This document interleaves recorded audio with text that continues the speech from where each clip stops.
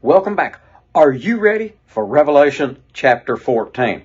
There's three major subgroups that's going to be covered in this, and John is going through this, and he talks to us about what he is seeing.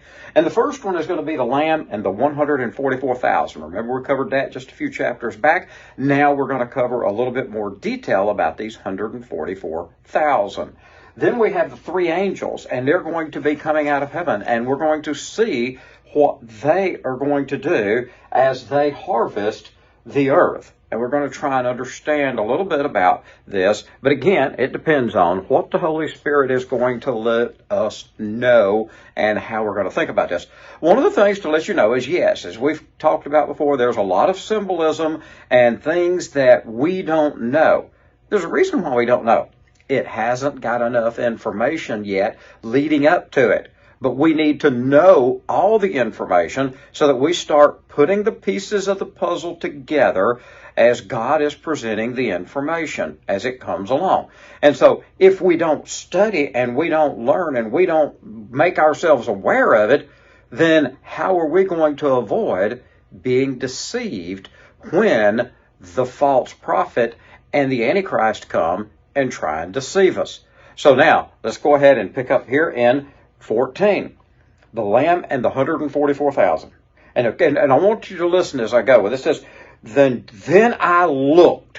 Okay? Well, in other chapters, he starts off and he says, then I saw this. Like at the previous one in chapter 13 in the middle, he says, the beast out of the earth. He says, then I saw. And one of the things we know about that is establishing a chronology of events. When it starts off like this, and he says, then I looked, it means after what he has just seen, he now turns and fixes his view in another direction. And he says, then I looked, and there before me was the Lamb, standing on Mount Zion, Jerusalem. And he is with the 144,000 who had his name and his Father's name written on their foreheads. And I heard a sound from heaven like a roar of rushing waters and like a loud peal of thunder. The sound I heard was like that of harpists playing their harps. And they sang a new song before the throne and before the four living creatures and the elders. No one could learn the song except the 144,000 who had been redeemed from the earth. These are those who did not defile themselves with women, for they remained virgins. They follow the Lamb wherever he goes. They purchased from among mankind and offered as first fruits to God and the Lamb. No lie was found in their mouths, and they are blameless. The three angels. Now we see this, and then again, John starts this part off. Then I saw. So that means it follows what he just said. Then I saw another angel flying in midair, and he had the eternal gospel to proclaim to those who live on the earth, to every nation, tribe, language, and people. He said in a loud voice, fear God and give him glory, because the hour of his judgment has come. Worship him who made the heavens, the earth, the sea, and the springs of water.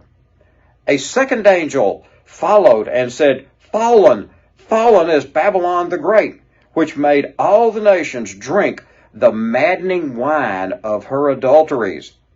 A third angel followed them and said in a loud voice, if anyone worships the beast and its image and receives its mark on their forehead or on their hand, they too will drink the wine of God's fury, which has been poured full strength into the cup of his wrath. They will be tormented with burning sulfur in the presence of the holy angels and of the Lamb, and the smoke of their torment will rise forever and ever. There will be no rest, day or night, for those who worship the beast and its image, or for anyone who receives the mark of its name. This calls for patient endurance on the part of God's people who keep his commands and remain faithful to Jesus. Then I heard a loud voice from heaven say, "Write this, blessed are the dead who die in the Lord from now on." Yes, says the Spirit, they will rest from their labor, for their deeds will follow them. Harvesting the earth and the trampling in the winepress picks up now in verse 14. I looked, and there before me was a white cloud, and seated on the cloud was one like a son of man, with a crown of gold on his head and a sharp sickle in his hand. Then another angel came out of the temple and called in a loud voice to him who was sitting on the cloud, "Take your sickle and reap, because the time to reap has come, for the harvest of the earth is ripe." So he who was seated on the cloud swung his sickle over the earth, and the earth was harvested. Another angel came out of the temple in heaven, and he too had a sharp sickle. Still another angel, and he too, who had the charge of the fire, came from the altar. He called in a loud voice to him who had the sharp sickle, "Take your sharp sickle and gather the clusters of grapes from the earth's vine, because its grapes are ripe." The angel swung his sickle on the earth, gathered its grapes, and threw them into the great winepress of God's wrath. They were trampled in the winepress outside the city, and blood flowed out of the press, rising as high as the horses' bridles for a distance of 1,600 stadia, which is about 160 miles. Okay? Now, let's take a look at some of the details as we went through it here. First of all, in verse 4, it picks up with those. These are those who did not defile themselves with women, for they remained virgins. And some of the commentaries point out that in all other cases, the word virgin that's used here, the original writing, the word virgin, only refers to females. But it's telling us they did not defile themselves with women, for they remained virgins, which means that you would just have to think it is men who had stayed pure. Now we see these three angels, and of course, the one angel that we're really important, that we're really focused on, is when we get to this third angel, and he said that if anyone receives the mark of the beast, we've already talked about that last time, and where they receive that mark on his forehead, they're going to be receiving eternal punishment. So this is why it's important to do the best that we can, know the most that we can about what's going on, so that we can avoid being deceived. Remember in Matthew, Jesus said that the deception is going to be so powerful that it can deceive even the elect, okay, if they were still going to be here. We see from this harvesting of the earth. At one point you can look at this and say this is the actual occurrence of the rapture, but chronologically it's occurring a little later than we think the rapture is going to be, just in general. Now, that doesn't mean it could or it could not be, but you can also look, and he starts this one off, as I mentioned to you about the "then I looked." This one doesn't start off that way. It just says, "I looked, and there before me was a white cloud." Now, notice here, he started 14 off saying that he saw the Lamb, and he recognized that the Lamb is Jesus. He said, "I looked, and there before me was the Lamb standing on Mount Zion, and he had his name, and 144,000 who had his name and the Father's name written on their foreheads." There's no question that's Jesus Christ. Now we get to here, and he says it differently. He says he saw one like a son of man.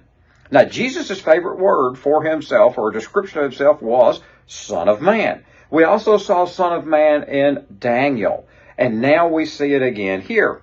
And so that is the thing that we're looking for. Is this really Jesus? And is this the rapture? Or is this another harvest of the earth? The rapture could have come first, and now Jesus is going and harvesting those that remain on the earth. Well, the first group that's harvested are the people that are saved. And it tells us, "Take your sickle and reap, for the time to reap has come." And the earth was harvested. Then another angel comes out and tells them to go and get the grapes. And if you'll remember the song, the Battle Hymn of the Republic, which says the grapes of wrath are stored, well, that's what this is referring to is in this chapter 14. And he says he gets these grapes of wrath, and they are poured into God's wrath. God's wrath is poured on them in the winepress, and it causes the blood for these people to flow up to 160 miles away, as high as a horse's bridle, which is pretty deep. Okay, well, that is a lot to pack in on Revelation chapter 14.